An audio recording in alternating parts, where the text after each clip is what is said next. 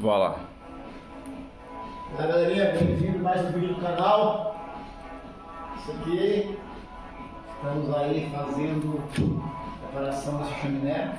O cliente pediu para que colocasse duas placas de isolação, anti-terra, anti-chamas. Essa é a primeira. E aí você acompanha o próximo vídeo do canal para ver o resultado final. Não se esqueçam de deixar o seu joinha, aquele like e compartilhar com seus amigos. Beleza? É nóis!